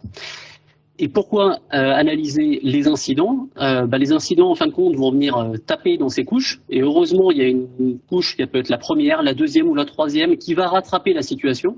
Une cuve qui est fuyarde, s'il y a une rétention, c'est pas pour rien. Elle est là pour justement rattraper l'écoulement, pour éviter qu'on ait une pollution des sols, des eaux ou autres.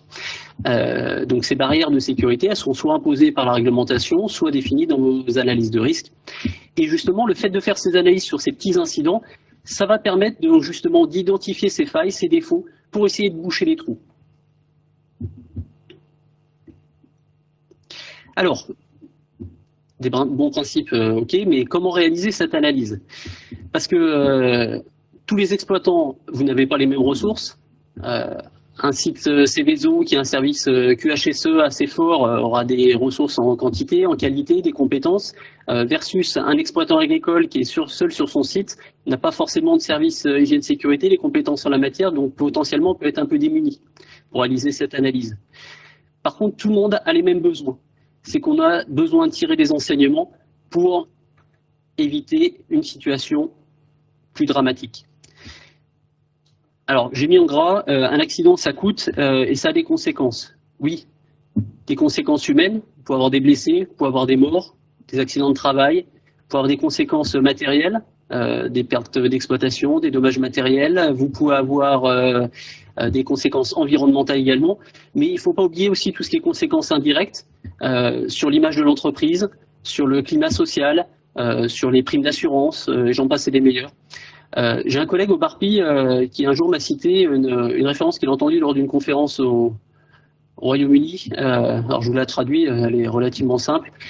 Si vous trouvez que la sécurité coûte cher, testez l'accident.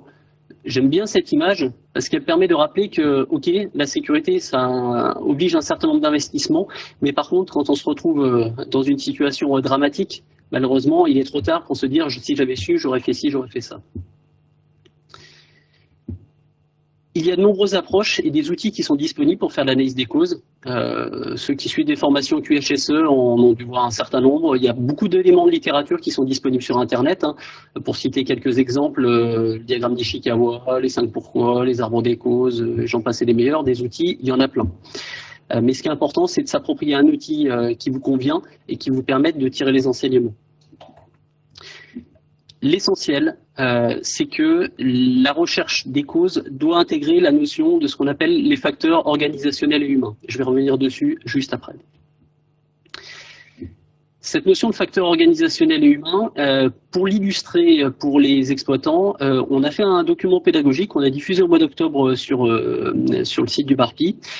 C'était pour répondre à une demande, parce que il y a beaucoup d'éléments bibliographiques qui existent. Il y a des guides de l'INERIS, voire d'autres documents qui détaillent beaucoup l'analyse des causes, mais qui ne sont pas forcément accessibles pour le profane. Donc on nous a demandé de faire un document un peu plus accessible à tout un chacun sur cette analyse des causes, intégrant cette notion de FOH pour vulgariser un peu le vocabulaire qui est employé, les méthodologies, les principes, pour quelqu'un qui doit faire une analyse, on va dire se mettre le pied à l'étrier sans avoir besoin d'être un expert dans le domaine. Mais l'idée est toujours le même, c'est d'aller creuser au maximum, donc ce qu'on appelle l'analyse en profondeur, pour rechercher ce qu'on appelle les causes profondes. Parce que dans notre jargon, on fait l'opposition entre deux types de causes, ce qu'on appelle les causes premières et les causes profondes. Alors, les causes premières, on va dire que c'est ce qui est directement observable.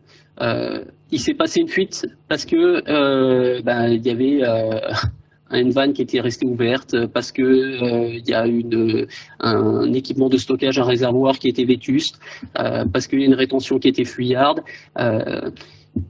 On peut avoir trouvé des causes qui sont vraiment très multiples à caractère technique. Mais souvent aussi, ce que je vous disais tout à l'heure, quand on parle d'erreur humaine, c'est que souvent, quand on a une situation accidentelle, c'est une multitude de petits facteurs qui ont amené cette situation. Et souvent, quand on identifie que ça met en cause quelqu'un, là, on a trouvé quelque chose qui est important parce que quelqu'un a mis à côté. Parce qu'il n'a pas fermé une vanne, parce qu'il a fait une mauvaise manip, j'en passe et des meilleurs. Donc en gros, ces causes qu'on identifie comme des causes premières sont facilement détectables et observables. C'est souvent des causes que vous identifiez dans le cadre des télédéclarations. Parce que dans le cadre de la télédéclaration, dans les 3 jours, voilà, vous avez un premier feedback sur ce qui s'est passé et vous avez pu identifier déjà quelques premiers éléments. Un équipement qui est tombé en panne, une fausse manœuvre ou ce genre de choses. Donc ça, on va dire que c'est relativement simple. Par contre, si on veut prendre le temps, il faut aller chercher un peu plus loin, démêler la pelote des causes pour essayer de rechercher ces causes profondes qui, elles, vont introduire ces notions de FOH pour essayer de chercher et puis de se poser des questions sur l'organisation, sur les individus et puis éventuellement sur des facteurs impondérables. Vous voyez, mon opérateur qui a fait une erreur, ok, il a oublié de fermer une vanne, mais est-ce qu'il était formé? Est-ce qu'il était accompagné? Est-ce qu'il avait des procédures? Est-ce que les conditions étaient adaptées? Est-ce qu'il était en surcharge de travail? Voilà, le but, c'est pas de lui trouver des excuses, mais c'est d'essayer de comprendre pourquoi il s'est retrouvé dans cette situation-là et pourquoi la situation ne se représenterait pas pour un autre opérateur. Donc on est là dans cette partie-là pour étudier l'individu, les situations de travail, l'organisation, le management, pour essayer de vraiment identifier un REX de qualité. Alors, une petite donnée statistique qu'on aime bien rappeler au BARPI, c'est qu'aujourd'hui, dans les événements qu'on enregistre dans ARIA, on identifie des causes profondes, donc vous identifiez des causes profondes, que pour 30% des événements qui sont enregistrés.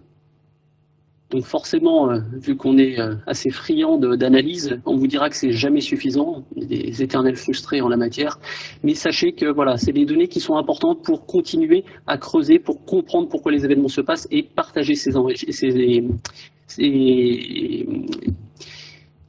les conséquences qui ont été tirées.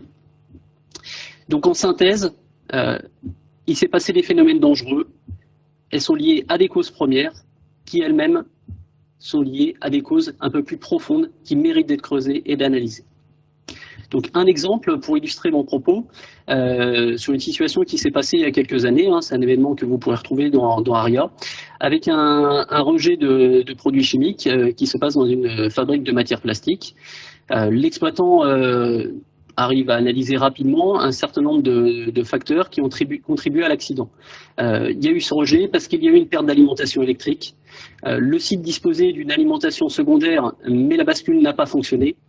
Il était prévu une mesure de maîtrise des risques en introduisant des stoppeurs de polymérisation dans les réacteurs en cas de perte d'alimentation électrique. Donc il y avait des barrières de sécurité qui étaient prévues. 22 réacteurs sur le site, 21 pour lesquels les stoppeurs ont bien été introduits, sauf un. Vous allez me dire, pas de bol. Et suite à cette situation, le réacteur plus alimenté est monté en pression jusqu'à l'ouverture de soupapes de sécurité et un rejet d'un produit chimique dangereux. Donc, une modélisation simple de cette situation, présentée de la manière suivante, avec un certain nombre de causes en cascade qui ont amené à cette situation.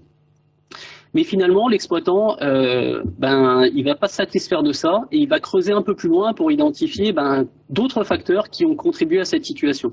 Et il va rechercher les causes profondes. Ok, j'ai une perte d'alimentation électrique, mais pourquoi? Parce que j'ai une alimentation principale, j'ai une alimentation secondaire, j'ai des groupes électrogènes de secours, donc j'avais prévu bretelles sur ceinture, on va dire, mais pour autant, ça s'est quand même passé. Et pourquoi ça s'est passé? Pourquoi j'ai une perte d'alimentation électrique? Donc il trouve que dans le local électrique, il y avait un ventilateur supplémentaire qui avait été mis, malheureusement branché sur une prise qui était défectueuse, entraînait un court-circuit et des phénomènes en cascade. Mais après, pourquoi ce ventilateur il a été mis? Pourquoi il y a une montée en température dans le local qui n'a pas été identifiée? Pourquoi l'alimentation secondaire ne s'est pas mise en route? Donc vous voyez, sur le volet électrique, il y a énormément de choses sur lesquelles on peut démêler pour essayer de comprendre ce qui s'est passé. Et sur la partie des injecteurs l'injection des stoppeurs de polymérisation, il y a un dysfonctionnement sur un des 22 réacteurs, mais il n'y a pas eu d'alerte, alors qu'elle existait. Pourquoi? Il y a des mesures de maîtrise des risques qui existaient, mais qui n'ont pas fonctionné, parce qu'il y a des vannes de décharge qui étaient prévues qui n'ont pas fonctionné, des disques de rupture qui n'ont pas fonctionné, et ainsi de suite. Donc vous voyez, par rapport à l'analyse initiale, je vous présente l'analyse finale qu'il en a tirée. Et on arrive à ça. Alors, vous allez me dire, c'est illisible. Oui, je suis d'accord avec vous. Mais en gros, c'est pour vous dire que si on veut démêler vraiment la pelote, dans cette situation, il passe de 5 causes premières qu'il aurait pu corriger en revoyant un peu son installation, certains équipements et ainsi de suite. Et finalement, il arrive à 13 causes premières et 8 causes profondes, qui permettent d'identifier des failles sur certains choix d'équipements, sur certains choix de procédés, sur des procédures, sur la formation et de l'accompagnement de certains de ses agents, sur des mesures de maîtrise des risques, qui vont lui permettre, en fin de compte, d'enrichir sa culture de sécurité et d'avoir une installation plus solide. Pour terminer mon propos, on a parlé d'analyse, on a parlé tout à l'heure de rapport, donc souvent on fait le lien entre les deux. Donc le rapport, c'est la façon de formaliser mon analyse des causes et de la communiquer aux autorités. Donc la réglementation, donc le R512-69, ne vous fixe pas de formalisme. Il n'y a pas de format, de formulaire, de mise en page ou quoi que ce soit qui existe en la matière. Le R512, il vous dit juste, à partir du 1er janvier, que ça doit être télédéposé comme à la télédéclaration. Donc on passe au format dématérialisé. Par contre, dans le cas des échanges avec les exploitants, au-delà du document que je vous ai évoqué tout à l'heure sur les FOH, on nous a demandé de mettre à disposition des documents d'aide justement pour les exploitants pour pouvoir réaliser ce travail. Parce que si je suis tout seul devant ma copie, c'est compliqué de se dire qu'est-ce que je dois faire, comment, quoi, et ainsi de suite. Donc on a réalisé 2 documents supplémentaires à destination des exploitants pour justement vous aider dans votre démarche d'élaboration du rapport. Donc la première, c'est une notice. Alors le document, il fait 6 pages, il est disponible sur le site ARIA, et il vient détailler point par point les éléments qui sont définis dans le R512-69. On me parle de préciser les circonstances, on me parle de préciser les causes, on me parle de préciser les conséquences, et ainsi de suite. Tout est détaillé dessus et a été réalisé en s'appuyant sur un retour d'expérience de nombreuses années, parce que forcément les anciens formulaires, on les exploite, on se rend compte d'un certain nombre de failles, d'incompréhension, de problèmes de formulation. Donc il était important de profiter de tout ce retour d'expérience pour pouvoir le mettre à disposition, pour pouvoir épauler le mieux possible un exploitant qui doit réaliser un rapport. Donc cette notice, elle a été soumise pour avis au syndicat professionnel pour justement nous faire un retour et sera amenée à évoluer autant que de besoin. Mais le but, c'était vraiment d'avoir le document le plus précis possible pour vous aider à commencer une démarche de réalisation d'un rapport. Mais également, on nous a demandé de pouvoir disposer d'un formulaire. Alors, certains d'entre vous qui malheureusement auraient déjà eu des événements sur vos sites, vous saviez qu'il existait un formulaire qui s'appelait la fiche de notification BARPI et qui était parfois utilisé pour la déclaration, parfois pour du rapport, parfois du mélange des genres, parfois de l'incompréhension et qu'on retrouvait les mêmes notions à 2, 3, 4 fois des endroits différents. Donc l'idée, c'était de retoiletter ce document, garder le même format pour ne pas perdre les exploitants non plus, qu'il y ait une cohérence avec la télédéclaration. S'il y a des éléments qui sont exhaustifs dans la télédéclaration, pourquoi les réécrire de nouveau? Il y a un moment, il faut simplifier aussi le travail d'un exploitant qui doit faire ces différentes démarches. Donc, ce formulaire, il est à titre facultatif, hein, vous pouvez l'utiliser ou pas. On le voit qu'aujourd'hui, des exploitants s'en servent parce que toute la partie description de l'événement est plutôt propre, et ils n'ont pas d'éléments supplémentaires et ils s'en servent pour compléter quasiment uniquement la partie analyse des causes et les suites qui sont données par l'exploitant, donc les enseignements tirés. Mais on identifie que des exploitants utilisent leur propre formulaire ou leur propre maître démarche. Tant que ça atteint l'objectif, pour nous, ça ne pose aucun problème. Donc voilà, donc ce formulaire est disponible aussi sur le site ARIA, tout comme la notice et le document sur les FOH dont je vous ai parlé tout à l'heure. J'arrête là, 21 minutes, je suis pile poil, et je vous remercie pour votre attention.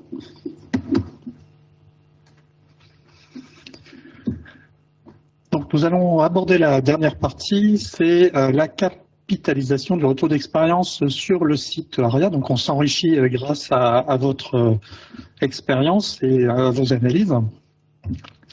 Donc notre site internet ARIA donc, permet de diffuser les données relatives aux accidents, incidents de type industriel, technologique ou agricole.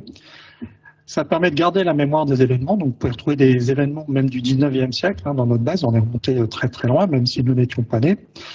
Et nous publions des analyses thématiques ou sectorielles des enseignements issus de l'accidentologie, puisque c'est bien de faire une analyse et de présenter les résumés des événements individuellement, mais c'est bien aussi d'en profiter pour faire des analyses de tendances ou de secteurs d'activité pour partager les bonnes pratiques issues du retour d'expérience, puisque les bonnes pratiques, c'est ce qui va au-delà de la réglementation.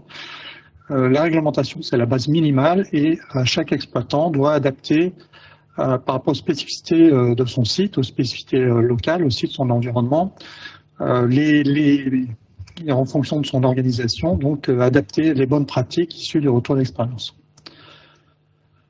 Notre site contient plus de 63 000 accidents ou incidents qui sont survenus en France ou à l'étranger. On a entre 5 et 7% d'événements étrangers qui sont intéressants. Et on s'enrichit de 1400 à 1800 nouveaux accidents ou incidents par an, à peu près 1200 pour les installations classées. Sur ces 1200, on a à peu près un tiers d'accidents et 2 tiers d'incidents. Et puis ensuite, donc, on n'a pas que des installations classées, puisque donc là, si vous faites le calcul, il va vous manquer à peu près 600 événements, enfin entre 400 et 600 événements. Donc, ce sont les ouvrages hydrauliques, tout ce qui est distribution, utilisation domestique du gaz, les canalisations de transport de matières dangereuses, les mines, carrières, stockage souterrain. Voilà, je pense que j'ai fait le tour, et un peu de transport de matières dangereuses. Pour bâtir nos résumés, donc on utilise bien entendu les sources en provenance des exploitants, donc les anciennes déclarations, notifications, rapports. Donc maintenant, on utilise les télédéclarations et bien sûr les autres documents qui nous parviennent. On utilise les documents des services d'inspection, donc essentiellement les rapports d'inspection. Et aussi, on utilise les arrêtés préfectoraux qu'ils utilisent. Nous avons les informations des services de secours, donc on a accès à leur main courante d'intervention, des bulletins de centre de veille d'alerte ministérielle et bien sûr des articles de presse. Donc on bâtit nos résumés à partir de l'ensemble des sources et pas uniquement de la télédéclaration. Donc comme je vous le disais, le périmètre de collecte, je viens de vous le dire, mais pour les installations classées, ça couvre un domaine assez large. Donc il y a les usines, il y a les ateliers, les dépôts, les chantiers, les installations agricoles avec les élevages.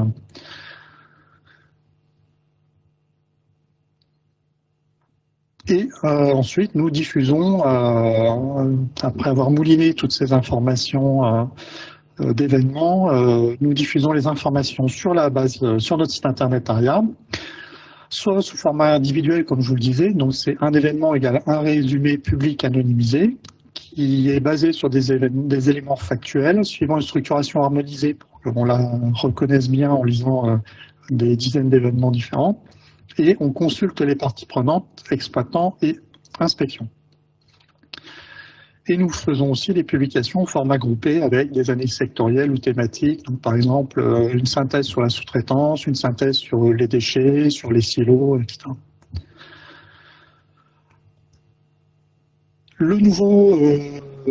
La nouvelle procédure de consultation des projets de résumé. Alors avant la télédéclaration, les consultations se faisaient par batch tous les 2 mois en passant via les fédérations professionnelles avec qui on avait des liens, qui ensuite consultaient individuellement les adhérents sur les projets de résumé et on faisait pareil au niveau de l'inspection. L'avantage de la télédéclaration, c'est que ça va simplifier et fluidifier le principe de consultation.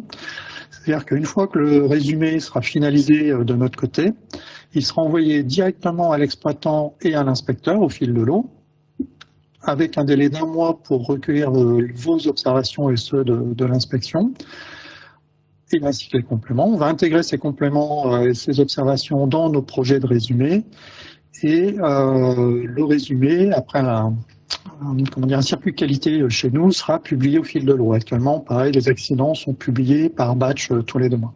Donc on est encore en période transitoire parce qu'on reçoit encore des notifications d'événements à l'ancienne, sans passer par la télédéclaration. On vous a dit à peu près 60%. Donc à partir du début d'année prochaine, on commencera les consultations individuelles. En général, on prend les retours, les observations que vous nous faites remonter, sauf les demandes de censure. Donc nous, on relate les faits. Donc s'il y a eu des conséquences, on en parle. Ça fait peut-être pas plaisir, mais on en parle. Et on ne change pas la structuration de nos résumés, qui ont, je vais vous la présenter après. On ne peut pas changer l'ordre comme ça des cases. C'est pareil, on utilise des temps, l'événement se produit au présent. On ne change pas la façon de rédiger. Donc voici un exemple de résumé, tel que vous pouvez le retrouver sur le site ARIA. Donc vous avez le titre en haut. Vous avez les informations un petit peu administratives, c'est-à-dire son numéro ARIA, la date de l'événement, le pays, le département, la ville, et le code NAF du secteur d'activité auquel il appartient. Donc le code NAF, ça permet de faire des requêtes. Je reviendrai sur les requêtes. Si vous recherchez des événements qui sont en lien avec votre secteur d'activité.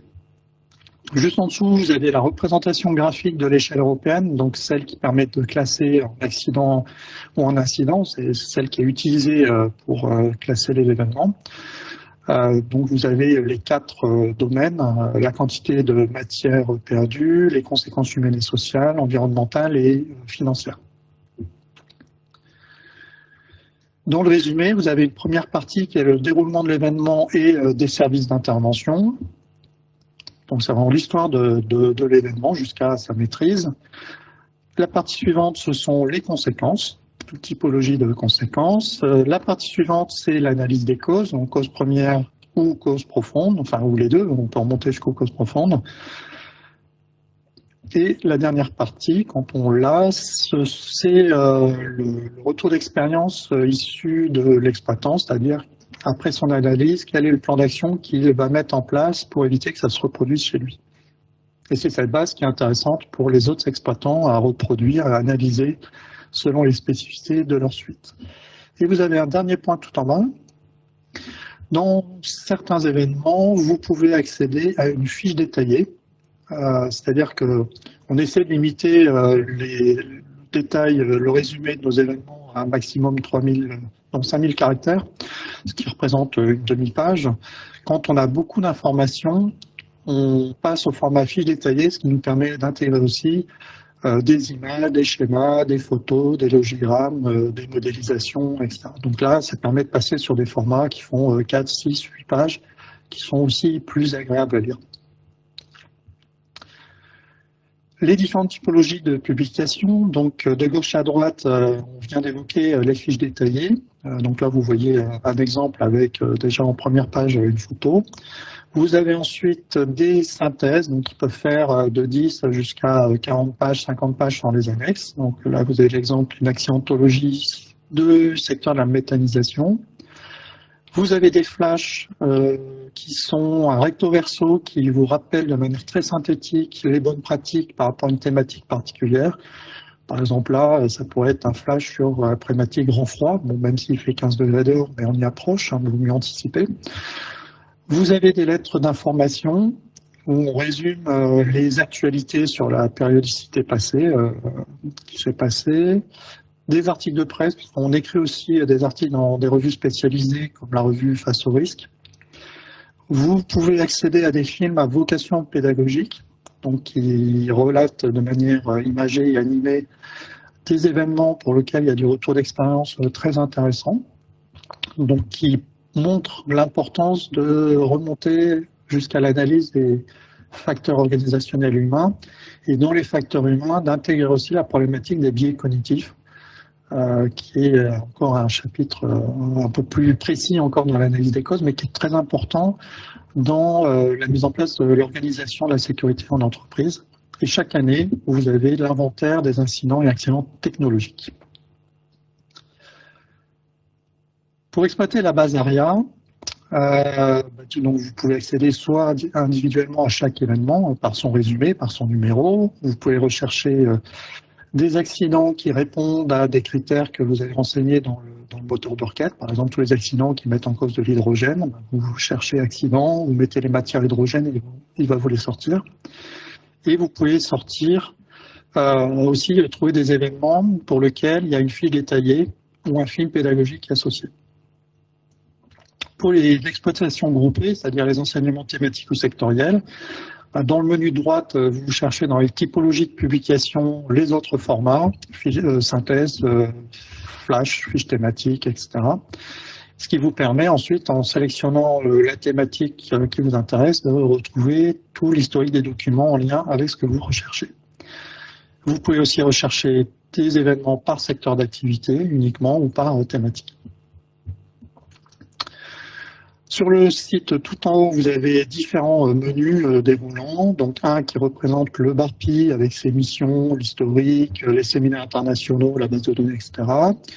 Un qui vous présente toutes les différentes démarches ou organisations à suivre concernant les déclarations d'information, enfin, les déclarations d'incident ou d'accident. Et tout en bas, vous avez l'échelle européenne des accidents industriels. Donc, on vous rappelle le fonctionnement de l'échelle et vous pouvez accéder à la note DGPR sur le classement des événements d'incidents et accidents. Et à droite, vous avez un onglet sur les publications où vous pouvez retrouver directement la liste de toutes les publications au format que vous recherchez. Vous pouvez vous abonner à des alertes. Donc, pour vous abonner aux alertes, alors à gauche là, de la page, vous voyez la page complète. À droite, en zoom, je vous ai présenté la partie du haut. Donc, vous vous abonnez sur des activités ou des thématiques, vous précisez celles qui vous intéressent.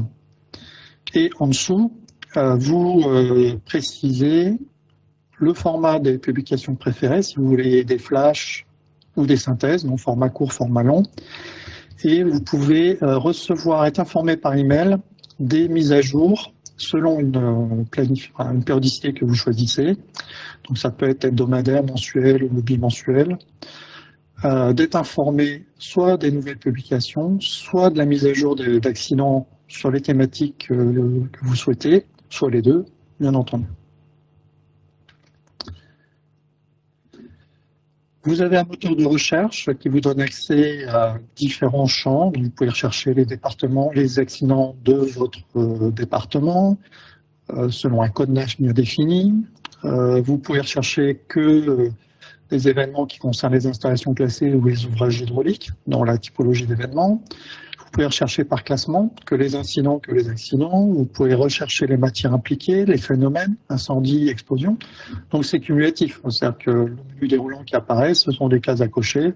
Si vous voulez que les blèves, que les explosions pneumatiques, mais aussi des incendies et des rejets de matière, vous cochez toutes les cases, etc. Donc vous avez quand même de quoi affiner les éléments que vous souhaitez rechercher.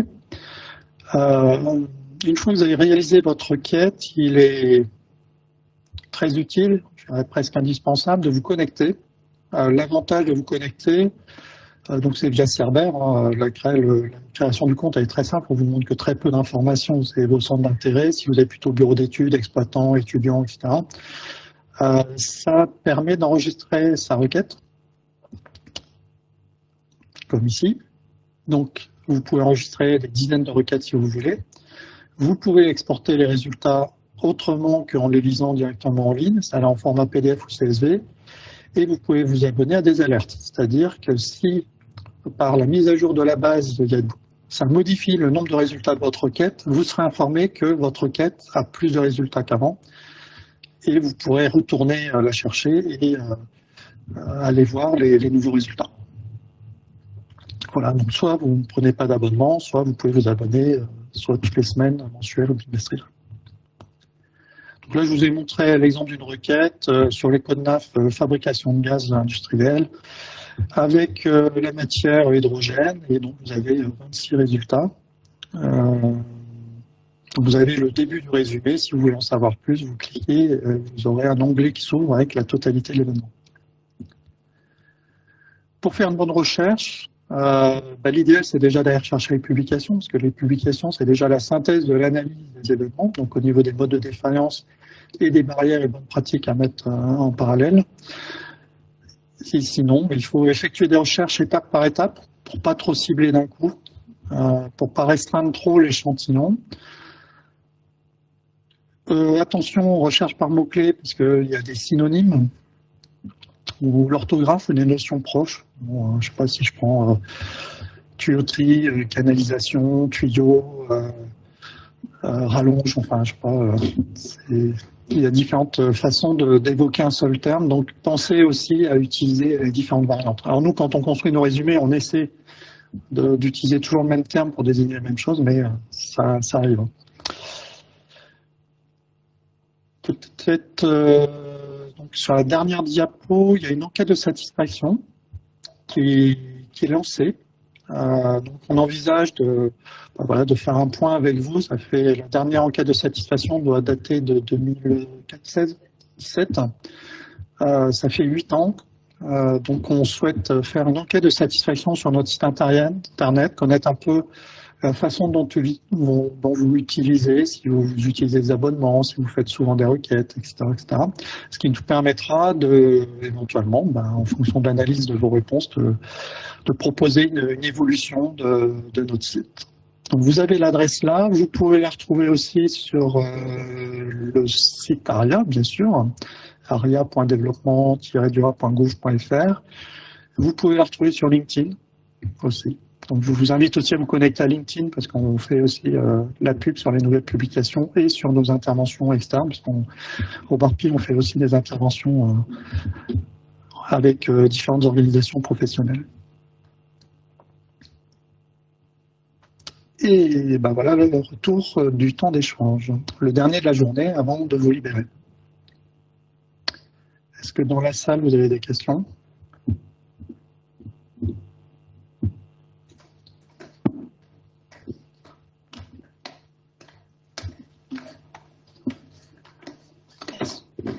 Bonjour, Léa Roublic du comité interprofessionnel du bois énergie. Lorsque vous avez présenté le avant-après sur la télédéclaration, vous avez évoqué précédemment travailler avec des fédérations et maintenant simplifier le processus. Est-ce que vous allez quand même continuer à travailler avec les fédérations ? Alors, oui. L'inconvénient avant, c'est que certains secteurs d'activité n'étaient pas représentés par des fédérations professionnelles. Donc, on considérait qu'il y avait à peu près 60% des événements, des exploitants des événements déclarés qui faisaient l'objet d'une consultation.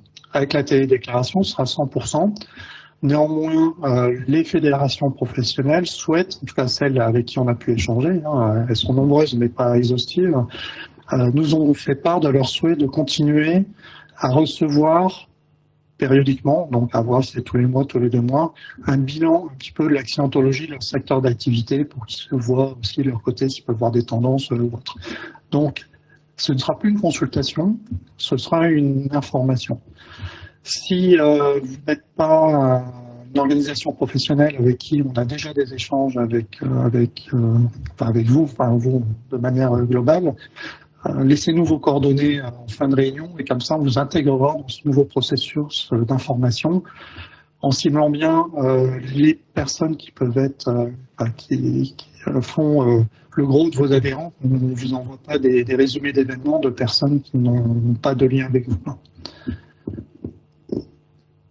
Merci. Est-ce que par Internet tu as des questions? Non? Voilà, en attendant que Cécile nous rejoigne pour la clôture, donc on vous remercie pour votre participation. Donc le processus de télédéclaration, c'est un gros projet parce que vous avez la partie visible de l'iceberg qui est ce qui est visible sur le site Entreprendre Service Public, qui vous permet de télédéclarer des événements.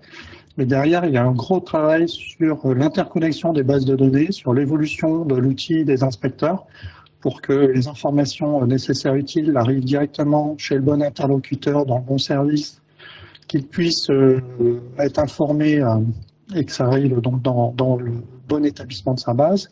Et derrière, il a fallu retravailler aussi sur l'envoi des informations au Barpi, donc avec de grosses évolutions là, au niveau côté logiciel Barpi, parce qu'en fait, notre base ARIA pour les ICPE, il y a à peu près 900 champs de renseignements différents. Et donc, là, sur Internet, je vous en ai montré, vous en avez accès à une trentaine, mais nous, on peut accéder à des requêtes beaucoup plus fines. Et donc, il a fallu préparer tout ce transfert avec des tas de paramètres supplémentaires. Et il a fallu adapter aussi le site Internet ARIA du Barpi pour permettre justement la mise en ligne en direct de manière sécurisée des résumés. Voilà, donc, on a encore quelques étapes à développer d'ici la fin de l'année. Les systèmes d'information de la DGPR sont homologués en termes de cybersécurité. Donc, on a une sorte de diplôme qui démontre. On subit des tests. Il y a des cabinets qui font des tests d'intrusion pour vérifier la solidité de nos défenses informatiques. Donc, soyez rassurés aussi de ce point de vue-là. Toutes les informations qui arrivent sont sécurisées, sont enregistrées dans nos bases. Voilà. Toujours pas de questions. Je peux laisser le mot de la fin, c'est Anne-Cécile. Merci.